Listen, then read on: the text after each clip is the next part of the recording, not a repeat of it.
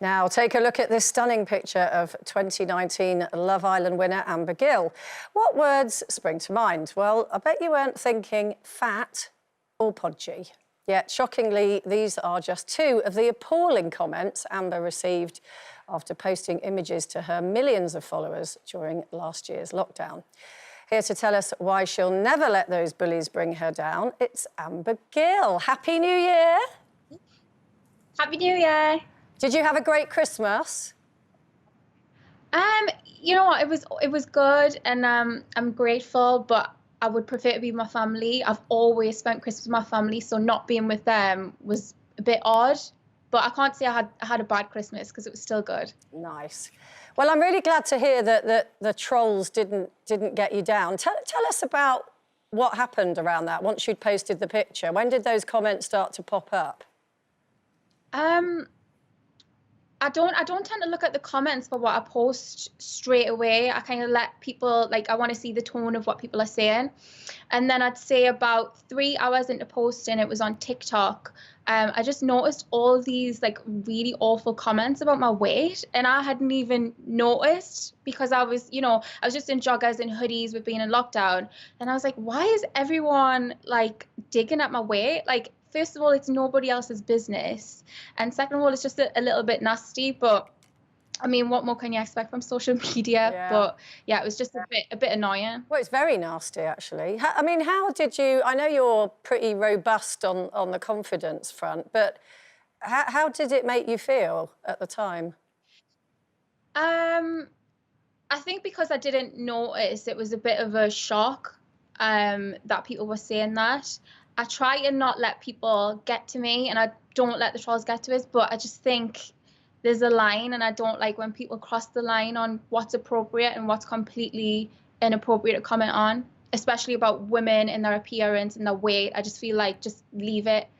People trolling and that normally it's bad. I mean, people do it all the time, but I think where they've got so much time in lockdown, it just seems to be so much worse, where they're just sitting on their phones all day looking for someone to sort of comment something bad about.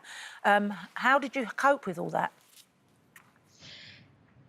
I think in my normal life, it was fine because I had other distractions to sort of, like, I had work, I was seeing my friends, I was seeing my family and saying, look at what this person's saying, it's a laugh. But when I was in the house 24/7, not really having that much to do and looking through the comments, it was getting to us a little bit more than what it usually would.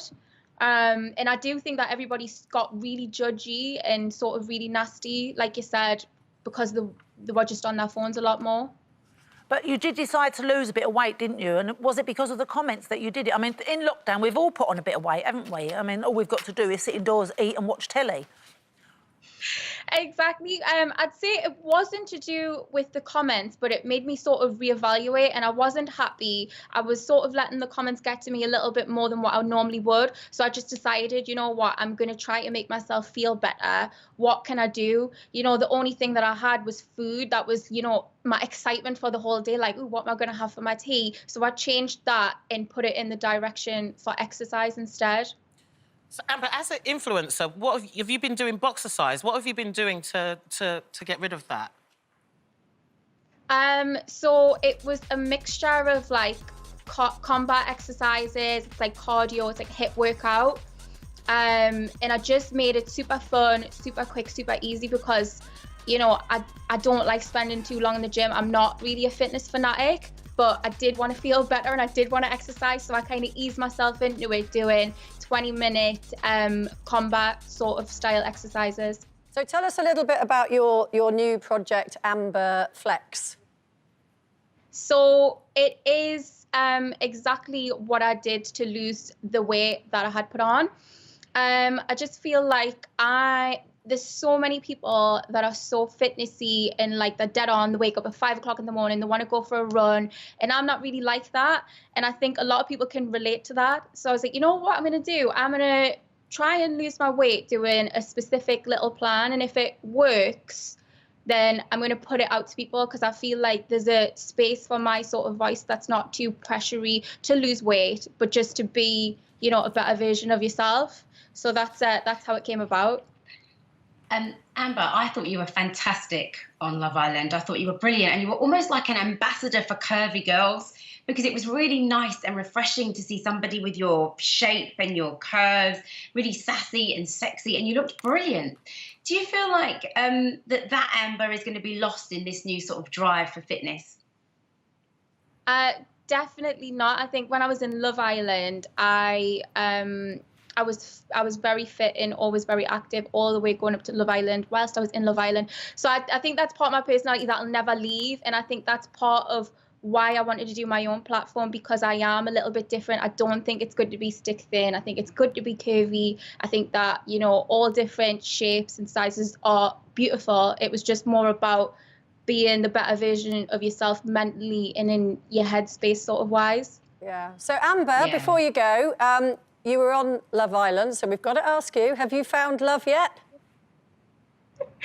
I mean, 2020 was really hard. Like, there was no time. Like, I was in the house. Like, I live in London by myself. So, and I'm not doing Zoom dates. That's just, I don't want to do that. So, not 100%, but not the worst either. Well, you've got plenty of time. You've got plenty of time. Sounds like there's a little story there, Amber. She's met someone. She's met someone. Yeah, we'll get it out of her next time. Amber, thank you so much, and best of luck with your new project. And you at home, you can have a look at our Loose Women YouTube channel later today, where Amber will be answering some extra juicy questions in our new feature, Loose Ends.